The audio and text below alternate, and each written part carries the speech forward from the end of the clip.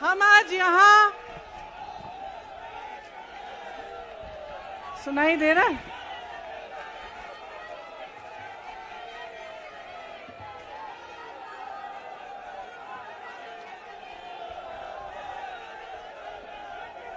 सुनिए,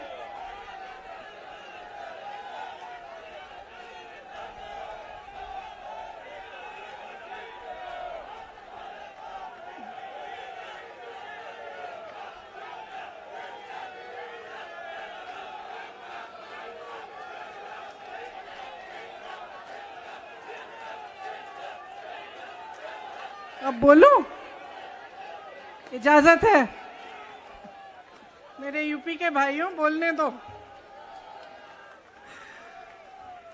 देखिए, यहाँ पे बैठे हुए मेरे मन में एक पुरानी बात आई। 32 साल पुरानी बात है। मई 1991 की बात है। मेरे पिता की शव यात्रा तीन मूर्ति भवन से निकल रही थी। अपनी मां के साथ और अपने भाई के साथ हम एक गाड़ी में बैठे थे। सामने भारतीय सेना की एक ट्रक थी, फूलों से लदी हुई थी। उसके ऊपर मेरे पिताजी का शव था। थोड़ी देर काफिला चला, 5-10 मिनट चला। फिर राहुल कहने लगे मैं उतरना चाहता हूं। तो मां ने मना किया। उस समय सुरक्षा का भी बहुत वो था, तो मां ने कहा नहीं, तुम उतर नहीं सकते। राहुल ने जिद की, नहीं मैं उतरूंगा। मैंने मां से कहा मां उतरने दो। राहुल गाड़ी से उतरा। उस सेना की ट्रक के पीछे खड़ा होके चलने लगा और तीन मूर्ति से लेके कड़ी धूप में अपने पिता के जनाजे के पीछे पीछे पैदल चलते चलते चलते चलते यहां पहुंचा। इस जगह से कुछ 400-500 गज दूर यहां पर मेरे शहीद पिता के अंतिम संस्कार मेरे भाई ने किए।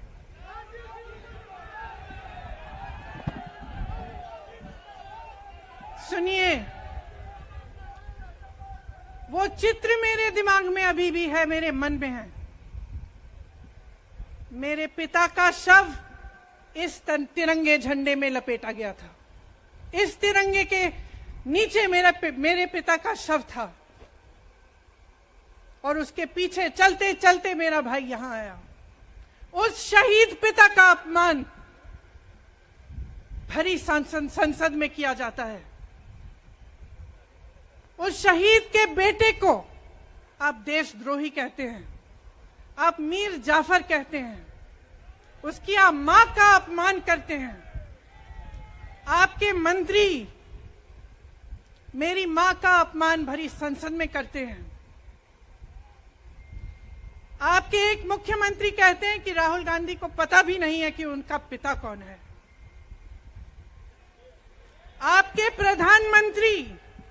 आपके प्रधानमंत्री भरी संसद में खड़े होकर कहते हैं कि ये परिवार नेहरू नाम को इस्तेमाल क्यों नहीं करता। पूरे परिवार का अपमान करते हैं। कश्मीरी पंडित समाज के रिवाज का अपमान करते हैं, जिसके तहत एक बेटा अपने बाप के मरने पर पगड़ी पहनता है, परिवार की परंपरा को आगे बढ़ाता है। लेकिन आप पर कोई मुकदमा नहीं होता, आपको 2 साल की कोई सजा नहीं मिलती, आपको जेल की सजा नहीं मिलती, आपको संसद से कोई बाहर नहीं निकालता, आपको मना नहीं करता कि 8 सालों के लिए आप चुनाव नहीं लड़ सकते। क्यों? मैं पूछना चाहती हूं क्यों? आज तक हम चुप रहे हैं, हमारे परिवार का अपमान करते गए। मेरे भाई ने क्या कहा? संसद में वो मोदी जी के पास गए और उनसे गले लगे। मेरे भाई ने कहा, मैं आपसे नफरत नहीं करता हूं, मेरे दिल में आपके लिए कोई नफरत नहीं है, हमारी विचारधारा अलग है, लेकिन हमारी नफरत की विचारधारा नहीं है।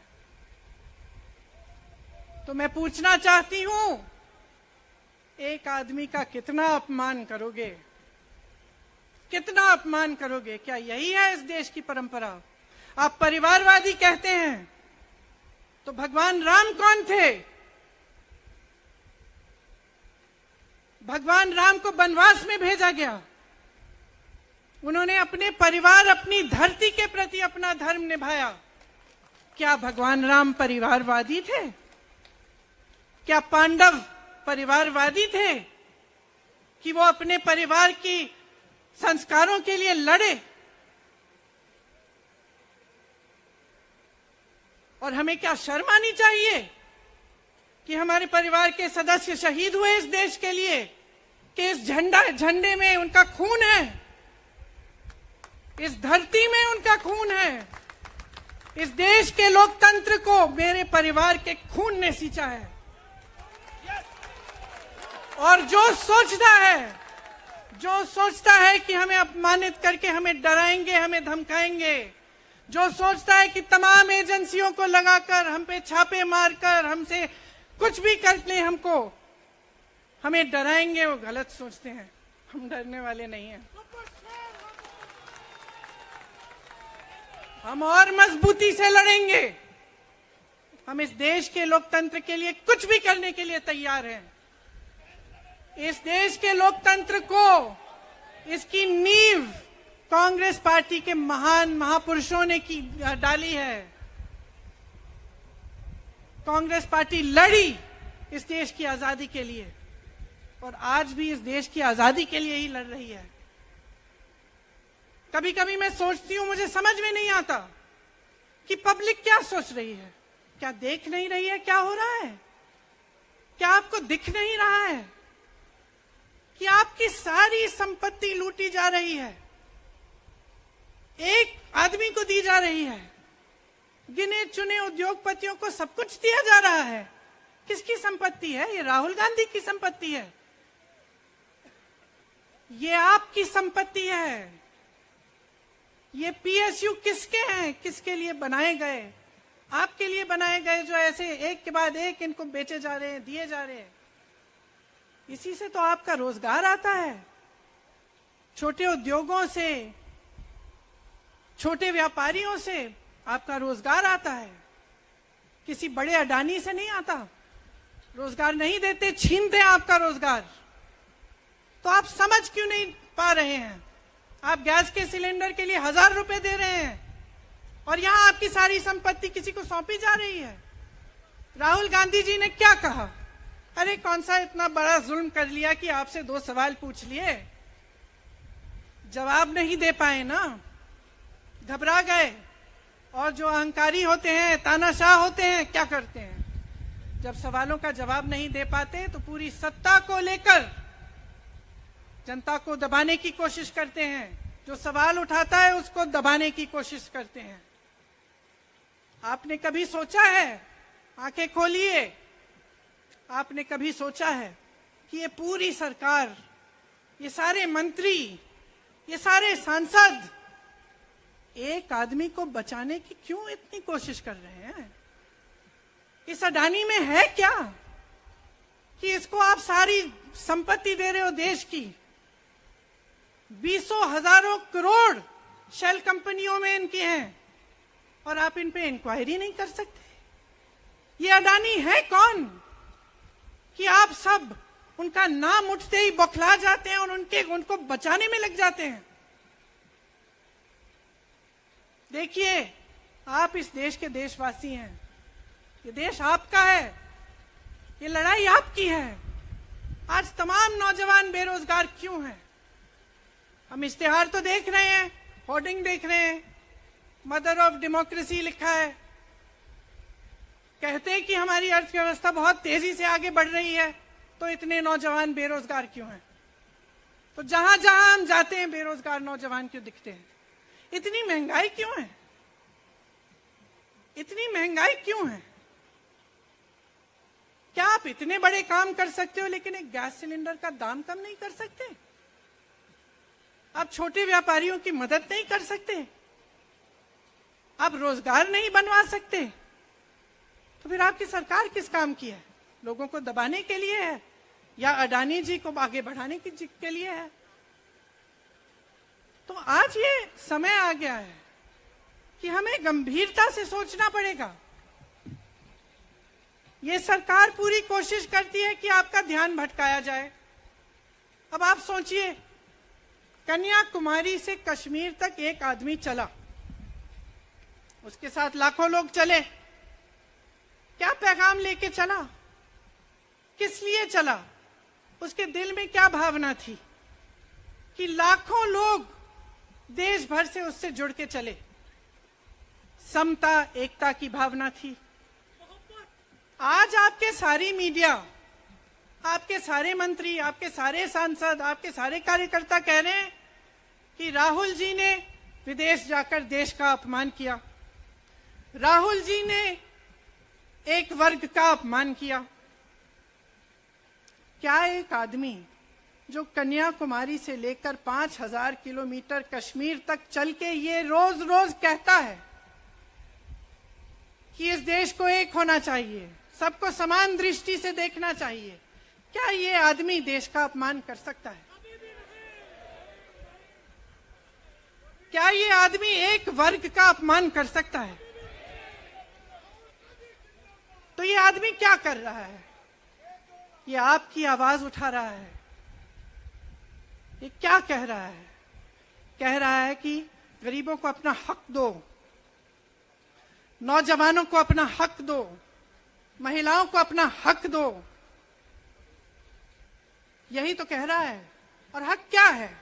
हक ये है कि जो आपका है वो आपके हाथों में जाना चाहिए, किसी बड़े उद्योगपति के हाथ में नहीं, जो प्रधानमंत्री जी के मित्र हैं। ये है आपका हक। उसी हक की लड़ाई लड़ रहा है। तो आप समझिए, ये एक इंसान की बात नहीं है, ये एक राहुल गांधी की बात नहीं है, ये पूरे देश की बात है। जब हम कहते हैं लोकतंत्र को बचाना है, तो हम किस बात को बचाने की कह रहे हैं? क्या कह रहे हैं हम? लोकतंत्र क्या होता है? खुल के जवाब मांगो, सवाल उठाओ। यही तो लोकतंत्र है कि आपको कोई आपत्ति है, कोई समस्या है, आप किसी के पास जाकर अपना हक मांग सकते हैं। आप कह सकते हैं, भाई हमारे लिए ये क्यों नहीं किया, इतनी महंगाई क्यों है, हमारे लिए रोजगार क्यों नहीं बनाए। लेकिन आज यही हक आपसे छीना जा रहा है और आपका ध्यान इधर उधर भटकाया जाता है और इतनी चीजों को फैलाया जाता है जो सच नहीं है, झूठों को फैलाया जाता है। आप सोचिए, राहुल गांधी दुनिया के सबसे बड़े जो शिक्षा के संस्थान है वहां से पढ़ के आए हैं। हार्वर्ड और कैम्ब्रिज की उनकी डिग्री है। कैम्ब्रिज से उन्होंने इकोनॉमिक्स में मास्टर्स डिग्री, एमफिल डिग्री उनको मिली। आप उसको पप्पू बनाते हैं। पूरे देश भर में आपकी सहायता के साथ मेरे मीडिया के दोस्तों, डिग्री आपने देखी नहीं, सच्चाई आपने देखा नहीं, उनको पप्पू बना दिया। फिर पता चला कि ये पप्पू तो यात्रा में निकल आया और पता चला कि ये तो पप्पू है ही नहीं। इसके साथ तो लाखों लोग चल रहे हैं। ये ईमानदार भी है, ये सब बातों को समझता भी है, ये जनता के बीच जा रहा है, जनता की समस्याओं को सुन रहा है, तो जनता इसके साथ चली जा रही है। तो घबरा गए कि राहुल गांधी ने संसद में वो सवाल उठाए जिनका उनके पास जवाब नहीं है।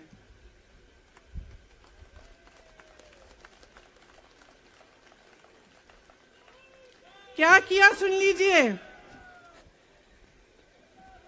एक तरफ से हंसी भी आती है कि एक आदमी को रोकने के लिए इतना सारा करना पड़ा। जिस आदमी ने राहुल जी के खिलाफ सूरत में कंप्लेंट लगाई, आपको मालूम है कि पिछले साल उसने खुद कचहरी में जाके बोला इस पे आप स्टे लगा दीजिए। 1 साल के लिए अपने ही केस पे स्टे लगवाया। फिर वापस कब गए केस खुलवाने के लिए? राहुल गांधी के संसद में अडानी पे के भाषण देने के 1 हफ्ते बाद, 1 हफ्ते बाद वो आदमी वापस जाता है, कहता है केस खोल दी, सुन लीजिए अब हम तैयार हैं। 1 महीने के अंदर अंदर जज कह देते हैं कि राहुल गांधी को 2 साल की सजा मिलेगी। आपने देखा इस देश में कितने केस हैं कि जेल में 10 साल के लिए पड़े रहते हैं, उनकी सुनवाई नहीं होती।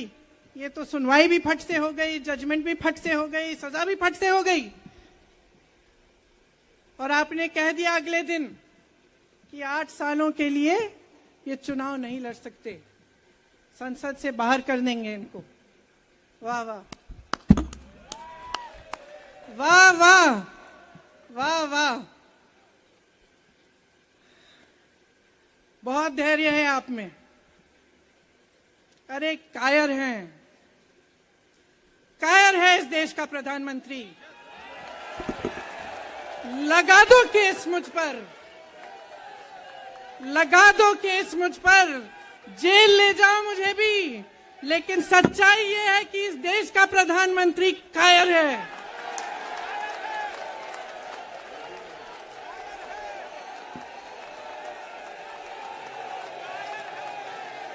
अपनी सत्ता के पीछे छुपा हुआ है, अहंकारी है। और इस देश की बहुत पुरानी परंपरा है, इस देश की बहुत पुरानी परंपरा है, हिंदू धर्म की पुरानी परंपरा है कि अहंकारी राजा को जनता जवाब देती है।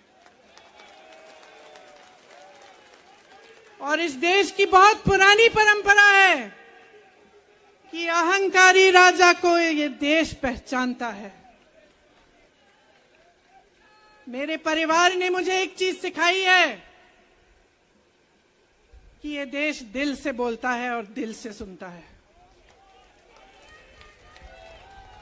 ये देश सच्चाई को पहचानता है। और मैं जानती हूं कि आज वो दिन है जब से सारा कुछ बदलने लगेगा।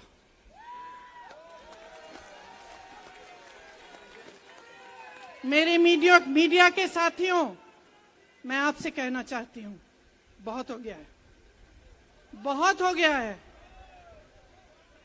मैं जानती हूं आप पर कितना दबाव है। मैं जानती हूं कि आपको लाइन भेजी जाती है कि आज आपको ये कहना है, आज आपको ये लिखना है। लेकिन आपकी एक बहुत बड़ी जिम्मेदारी है। आज लोकतंत्र खतरे में है। अगर सरकार सवाल उठाने वाले को 8 सालों के लिए संसद से निकाल सकती है, अगर कह सकती है कि तुम्हें चुनाव लड़ने की ही इजाजत नहीं है, तो बहुत गड़बड़ है, बहुत गलत हो रहा है। और ये लोकतंत्र के लिए ठीक नहीं है, ये इस देश के लिए ठीक नहीं है।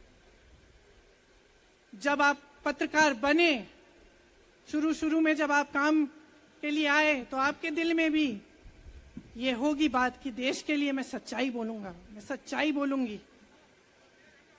आज आप बोल नहीं पा रहे हैं, हिम्मत करिए, खड़े हो जाइए आप भी। और जैसे खड़गे जी ने कहा कि तमाम पार्टियों ने आज अपनी आवाज उठाई है, उनका हम सब धन्यवाद देते हैं। और हम सबको एक होना पड़ेगा। इसलिए होना पड़ेगा क्योंकि आज ये देश खतरे में है।